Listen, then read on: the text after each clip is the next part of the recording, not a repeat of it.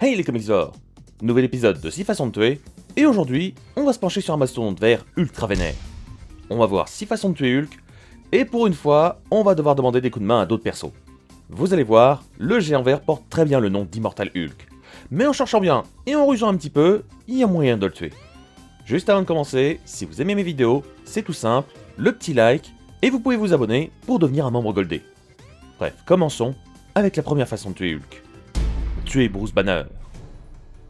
L'une des façons les plus simples, on se comprend, de tuer Hulk est de s'en prendre directement à Bruce Banner. Certains ont réussi à le faire, comme par exemple Hawkeye, qui lui a transpercé le crâne avec une flèche juste avant qu'il se transforme. Ok, je triche, mais le problème avec Hulk, c'est qu'une fois qu'il est transformé, ça devient très compliqué de le tuer. Mais pas impossible. Ghost Rider vs Hulk. Pour la deuxième méthode, on va avoir besoin d'un anti-héros pour le vaincre.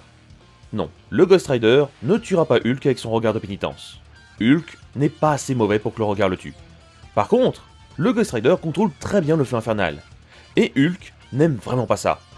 Dans le comics Ghost Rider numéro 11 de Tony Isabella et Sal Buscema, un démon prend l'apparence du Ghost Rider et attaque Hulk en lui crachant un feu infernal. Hulk, tout puissant soit-il, hurle de douleur en disant « Hulk n'a jamais ressenti une telle douleur auparavant. Hulk ne peut pas lever le bras pour l'écraser. À moins que les flammes ne disparaissent, Hulk mourra. » Si c'est Hulk qui le dit lui-même, on peut penser donc que le feu infernal peut tuer Hulk. Les Ghost Riders peuvent donc théoriquement vaincre Hulk. Bon par contre, ça veut aussi dire que Zarathos peut vaincre Hulk. Et à mon avis, encore plus simplement qu'un Ghost Rider. Un collier spécial. Quelqu'un a déjà réussi à trouver un moyen d'empêcher Banner de se transformer en Hulk. Et pour ça, nous avons besoin d'un autre héros. Cette fois-ci, il nous faut le corps d'un Wolverine. Ou plutôt, ses os en adamantium. Dans le comics Savage Avengers numéro 24, Kulan Gat, un ennemi extrêmement dangereux, a placé autour du cou de Banner des os de Wolverine. Si Banner tente de se transformer, les os en adamantium briseront sa nuque et il n'aura pas le temps de laisser sa place à Hulk, qu'il sera déjà mort. Une technique bien fourbe, mais qui a l'air de bien fonctionner. On peut aussi partir du principe que si Banner se faisait couler de l'adamantium sur ses os, cela pourrait également le bloquer à vie. Contrairement à Weapon Ash, qui lui a trouvé un moyen d'avoir des os en adamantium, mais pas tout le temps. Un poil cheaté comme technique. Une bombe nucléaire. Comme tout le monde le sait, du moins je l'espère, Hulk a été créé grâce aux radiations d'une bombe nucléaire. Mais est-ce que vous vous êtes déjà demandé ce qui se passerait si Hulk se reprenait exactement la même bombe qu'à sa création? Eh bien le comics Hulk, Future Imperfect, répond à cette question. Dans ce comics, Hulk affronte Maestro, qui est beaucoup plus fort que lui. Il envoie donc Maestro dans le passé, pile poil là où Banner se prendra la bombe pour devenir Hulk. Sauf que là, Maestro se fait littéralement pulvériser par les radiations. Et pourtant, Maestro était bien vénère.